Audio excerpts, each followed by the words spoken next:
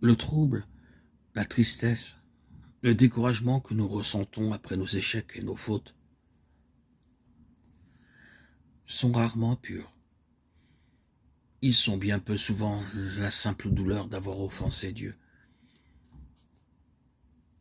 Il s'y mêle une bonne part d'orgueil. Nous sommes tristes et découragés, non pas tant que parce que Dieu a été offensé, que parce que l'image idéale que nous avions de nous-mêmes s'est trouvée brutalement ébranlée. Notre douleur est bien souvent celle de l'orgueil blessé. Cette douleur excessive est justement un signe que nous avions mis notre confiance en nous-mêmes, en nos propres forces, et non en Dieu. Un homme présomptueux se croit sûr d'avoir acquis la défiance de lui-même et la confiance en Dieu, qui sont les fondements de la vie spirituelle, et que l'on doit donc s'efforcer d'acquérir. Mais c'est une erreur qu'on ne connaît jamais mieux que lorsqu'on vient à faire quelque chute. Car alors, si l'on se trouble, si l'on s'afflige, si l'on perd toute espérance de faire de nouveaux progrès dans la vertu, c'est un signe que l'on a mis toute sa confiance non pas en Dieu, mais en soi-même. Et plus la tristesse et le désespoir sont grands, plus l'on doit se juger coupable. Celui qui se défie beaucoup de soi-même et qui se confie beaucoup en Dieu, s'il commet quelque faute, ne s'en étonne point. Il n'en a ni inquiétude ni chagrin, parce qu'il voit bien que c'est un effet de sa faiblesse et du peu de soin qu'il a eu de bien établir sa confiance en Dieu.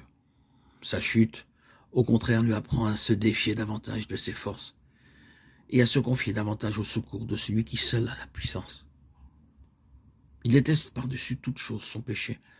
Il condamne la passion ou l'habitude vicieuse qui en a été la cause. Il conçoit une vive douleur d'avoir offensé son Dieu. Mais sa douleur toujours tranquille ne l'empêche pas de revenir à ses premières occupations, de soutenir ses épreuves accoutumées et de poursuivre jusqu'à la mort ses cruels ennemis. C'est encore une illusion bien commune que d'attribuer à un sentiment de vertu cette crainte et ce trouble que l'on ressent après le péché. Car quoique l'inquiétude qui suit le péché soit toujours accompagnée de quelques douleurs, elle ne procède néanmoins que d'un fond d'orgueil, que d'une présomption secrète, causée par la confiance trop grande que l'on a dans ses forces.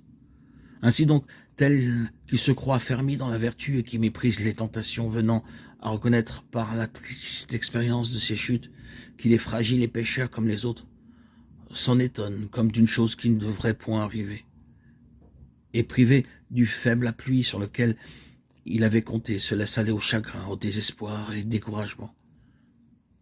Ce malheur n'arrive jamais aux humbles, qui ne présument point d'eux-mêmes et qui ne s'appuient qu'en Dieu seul. Car lorsqu'ils ont failli, ils n'en sont ni surpris ni troublés, parce que la lumière de la vérité qui les éclaire leur fait voir que c'est un effet naturel de leur faiblesse et de leur inconstance.